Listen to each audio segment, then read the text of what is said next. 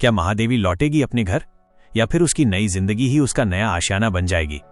महादेवी की ये कहानी प्यार, दर्द और उम्मीद का संदेश है, क्योंकि हर जीव को चाहिए आजादी और सम्मान।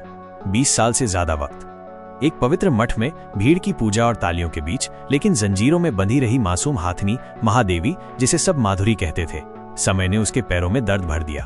अर्थराइटिस, फुट रोट और अकेलेपन का घाव। ये मामला बॉम्बे हाईकोर्ट और सुप्रीम कोर्ट तक गया, जहां उच्च स्तरीय समिति की सलाह के बाद पुनर्वास की दिशा में आदेश जारी हुआ, जिसके बाद माधुरी को वंतारा भेजा गया। वंतारा में उन्हें अब हाइड्रोथेरेपी पूल, वेटरनरी उपचार, स्वतंत्र आवास और अन्य पशु कल्याण सुविधाएं मिल रही हैं, जिससे उनकी स्वास्थ्य स्थिति में सुधार आ रहा है। कोर्ट के आदेश पर उसे भेजा गया वंतारा, जहां खुला आसमान, हरी घास और साथ हैं उसके जैसे दोस्त। लेकिन उसके भक्तों का दिल अब भी उसके लिए तड़प रहा है। वंतारा केंद्र गुजरात में स्थित एक वाइल्ड लाइफ रिहैबिलिटेशन सेंटर, जो विशेषकर घायल, बीमार और तस्करी से बचे हाथियों की देखभाल करता है।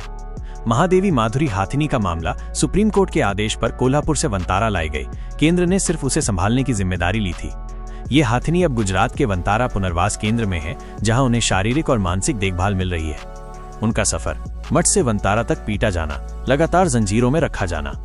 पशु कल्याण संगठन पीटा इंडिया ने यह बताया कि माधुरी को ग्रेड 4 अर्थराइटिस, फुट रोट और मानसिक संकट जैसे स्टीरियोटाइपिक व्यवहार, जैसे सिर हिलाना के लक्षण थे, जो अत्यधिक नकारात्मक प्रभाव को दर्शाता है।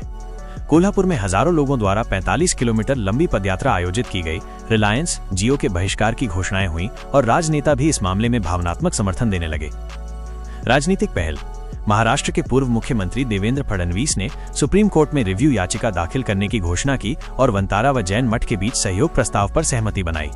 वंतारा की पहल माइनस कोल्हापुर में रिहैबिलिटेशन सेंटर। वंतारा ने नंदानी, कोल्हापुर के पास एक सैटेलाइट रिहैबिलिटेशन सेंटर प्रस्तावित किया है, जिसमें हाइड्रोथेरेपी तालाब, लेजर थेरेपी, स्विमिंग पानी का हिस्सा, चेन फ्री खुला क्षेत्र और 24/7 चिकित्सा सुविधा जैसी अत्याधुनिक सुविधाएं शामिल होंगी। वंतारा ने यह भी घोषित किया कि उन्होंने कभी स्थानांतरण का आग्रह नहीं किया था, बल्कि केवल न्यायिक निर्देशों का पालन किया। साथ ही उन्होंने कोल्हापुर समुदाय के प्रति अपनी माफी मिच्छामी दुक्कडम भी व्यक्त की। पीटा इंडिया का दृष्टिकोण। पीटा इंडिया का कहना है कि माधुरी की देखभाल सबसे जरूरी है, उसे उचित चिकित्सा और हाथियों के साथ सामाजिक मेलजोल की जरूरत है। वे कोर्ट के निर्देशों का समर्थन करते हैं और उसकी फिजिकल एवं मानसिक भलाई को प्राथमिकता देने पर जोर देते हैं। अगर आपको ये बात अच्छी और सच्ची लगी हो तो कृपया चैनल को लाइक और सब्सक्राइब करें।